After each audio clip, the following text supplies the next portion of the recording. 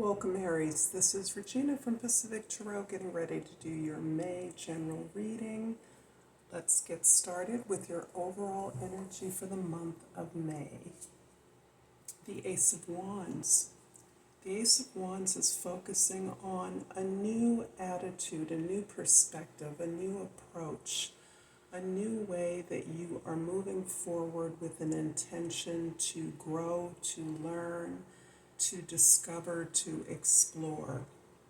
And this is following upon your passion, your desire for purpose, meaning, and those energies that speak through your heart. This can be a new project that allows you to express yourself creatively, certainly passionately, with drive and with determination.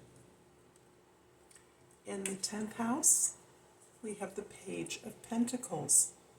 And this is reinforcing this new direction that you're moving in, this new openness, this new desire to learn as much as possible and to plan accordingly.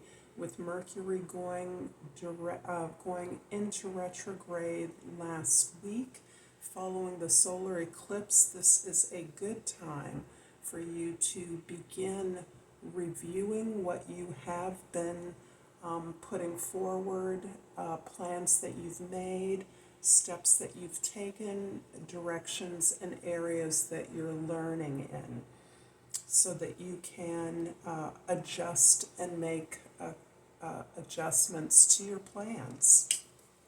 In the first house, we have the Six of Cups. And the first house is your focus, your direction, and this is the area that's been really greatly impacted by the solar eclipse of last week and the new moon in Aries naturally. So this is you really coming around again to open up a new sense of passion, joy, pleasure, fulfillment in your associations and projects from the past. This is particularly those natural talents of yours that are finding a new opportunity for expression, particularly because you are looking at maximizing the way in which you feel good, understanding that those things that feel good to you are verifying or confirming this passionate new direction, new perspective, new desire to expand, utilizing these naturally occurring talents and skills.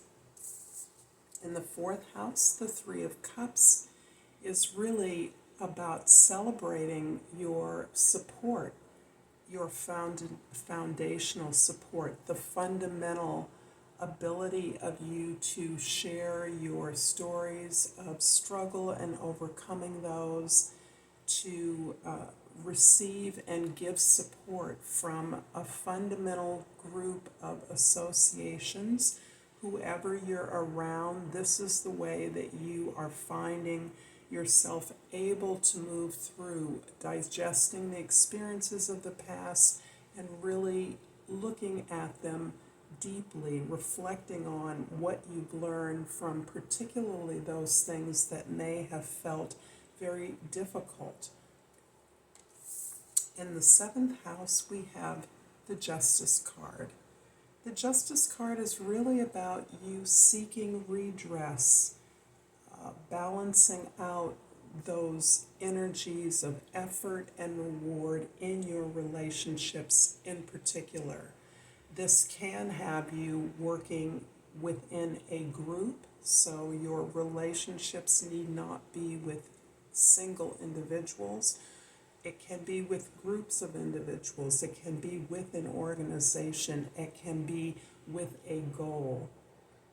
Depending on what area of balance and harmony you're seeking, what area in which you are taking your own karmic experience and understanding, the growth that you've been achieving into your own hands, and creating the redress, the balance of effort and reward the balance of treatment, the seeking of equitable treatment in some particular area, not only on your behalf, but on behalf of others that have experienced this kind of injustice as well. So this is you really engaging your most balanced activist voice, your ability to recognize that you can have redress, you can have your just deserts now. In the second house, we're clarifying the first house, Six of Cups, with the Three of Pentacles and the Seven of Cups. You have been working really hard. You recognize that you have this opportunity to work with others around a variety of options that are available to you. Many of the options you're still working through your awareness of experiences that you've had in the past, so that the opportunities that are available to you that are coming through your understanding of your past relationships and experiences are as much about ways in which you are processing opportunities, so that you may be in a position where you feel overwhelmed with opportunities. It's almost an overwhelm of good karma, overwhelm of some receipt of resources, a legacy, inheritance. These things in and of themselves are only as valuable as they allow you to engage and collaborate with your peers. This is where you may be selecting your peers, your teammates, your collaborators from members of your family, people that you may have associated with long ago, certainly friends, but friends that you may not have always had this kind of an equitable, reciprocal relationship, a real exchange of ideas, an ability to build upon your ideas together, to make something better, to improve upon a resource or a tool that you have. The Three of Cups in the fourth house is clarified by the Knight of Swords in the fifth house, and the Queen of Wands in the sixth house. You're definitely full of confidence and energy. You're particularly feeling your need to amplify the research, the plans that you're making, the ideas you're gaining, the things that you're learning, that you're consciously seeking to learn and discover, are really a part of this way that you are being able to work with others in a new way. You are clear that your passion motivates you, and that the area of service that you're engaging, you're consciously aware that your work contributes to, is about the sense of self-esteem, self-worth, worthiness, and leadership. But you're also understanding that leadership is part of a collective experience, and it's one that you can be flexible with as you're working with others, so that your ideas, which may lead the merging of this team, the inception of the team, you may be initiating this team and a particular project or a particular conversation, but you are open to learning from others equally, and really most comfortable with engaging in the ideas, so that the search for truth, the search for justice, is really opening you up to an understanding of the experience of others and the relevance of your experience to theirs. The Justice card in the seventh house is clarified by the Eight of Pentacles in the eighth house and the Five of Swords in the ninth house.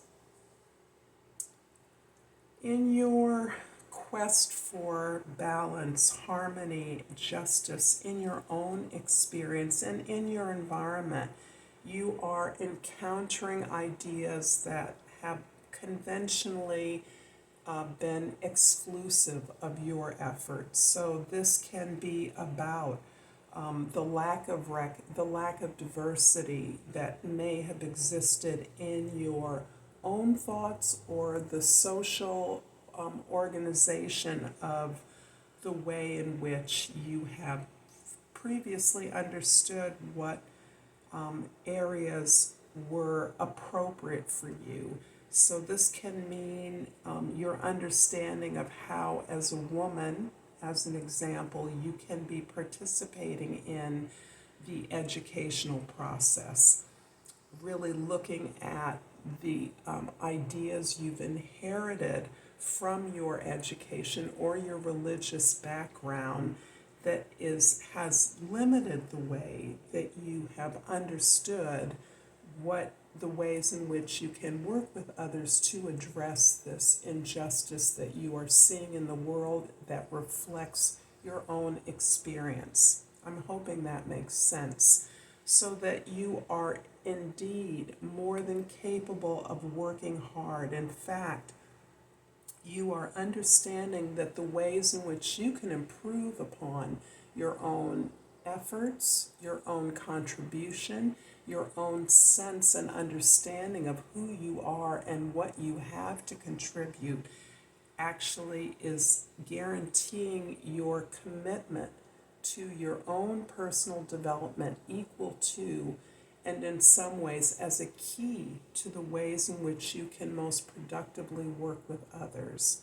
So this is a card of your willingness to work hard, but in a much more strategic context, as you are focused on working with others in a variety of ways that is going to allow you to have a greater impact, not only on the organization, but recognizing the progress that you are making, the commitment you are making to improving upon your self-understanding and thus your capacity.